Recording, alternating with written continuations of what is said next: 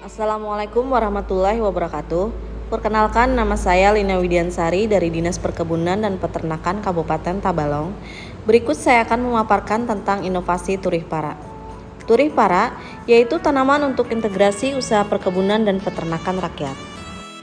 Latar belakang. Pakan merupakan faktor penting dalam pertumbuhan dan perkembangan produk ternak ruminansia dan unggas yang bermutu dan berkualitas.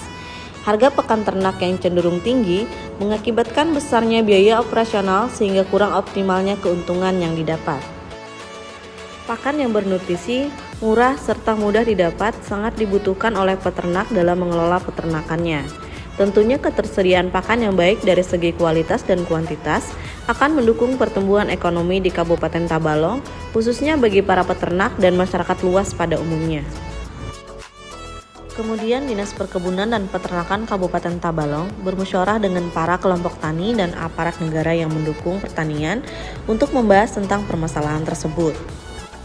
Sehingga terciptalah suatu ide inovasi yang diharapkan bisa mengatasi permasalahan tersebut, yaitu dengan cara pemanfaatan lahan dengan pola supradin. Pola supradin merupakan implementasi modal usaha tani monokultur, yaitu salah satu cara budidaya di lahan pertanian dengan menanam satu jenis tanaman pada suatu areal menjadi polikultur. Tujuannya yaitu meningkatkan produktivitas lahan, meningkatkan pendapatan pekebun, sehingga pekebun karet Indonesia menjadi sejahtera. Sehingga yang dimaksud dengan pola supradin yaitu sistem usaha tani diversifikasi berbasis tanaman perkebunan yang terintegrasi atau diversifikasi fungsional antara dua komoditas atau lebih yang diusahakan oleh pekebun. Berikut manfaat dari tumpang sari atau tanaman sela pada areal tanaman karet, yaitu memanfaatkan areal di gawangan tanaman karet, menambah penghasilan tiap satuan luas tanah, sebagai penutup tanah untuk mengendalikan gulma, mengendalikan erosi, sumber bahan organik tanah, memberikan penghasilan sebelum tanaman karet menghasilkan, dan frekuensi kunjungan petani ke kebun karet meningkat. Kriteria umum pemilihan jenis tanaman sela. Tanaman sela tidak lebih tinggi dari tanaman karet. Sistem perakaran dan tajuk yang menempati horizon tanah dan ruang di atas tanah yang berbeda. Bukan merupakan tanaman inang bagi hama dan penyakit karet. Pengelolaan tanaman sela tidak menyebabkan kerusakan tanaman karet atau tanah. Fakta. Karet merupakan komoditi penting di Indonesia sebagai sumber mata pencarian, lebih dari 12 juta penduduk dan sumber devisa. Harga karet sering fluktuatif dan berakibat pendapatan petani jadi tidak pasti.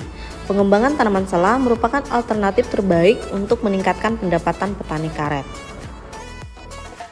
Berikut adalah contoh tanaman karet dengan tanaman sela.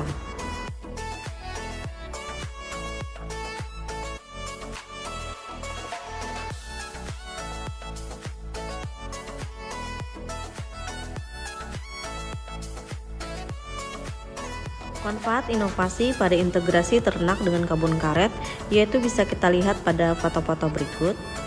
Sela pada kebun karet bisa dimanfaatkan sebagai kandang sapi atau kambing. Sela pada kebun karet juga bisa ditanami hijauan pekan ternak, misalnya indigo vera, odot, atau king grass.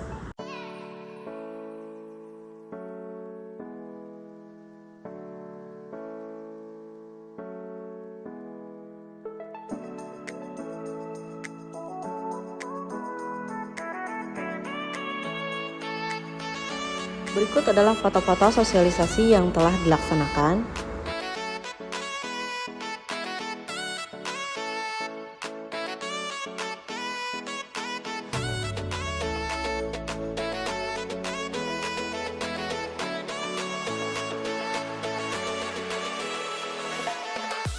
Dampak inovasi. Tersedianya pakan ternak yang murah dan bermutu tinggi akan meningkatkan produksi ternak ruminansia dan unggas serta meningkatkan ekonomi di Kabupaten Tabalong. Optimalnya pemanfaatan lahan yang dimiliki oleh petani perkebunan akan meningkatkan pendapatan petani dan peternak di Kabupaten Tabalong. Itulah tadi pemaparan tentang inovasi Turih Para. Sekian dan terima kasih. Wassalamualaikum warahmatullahi wabarakatuh.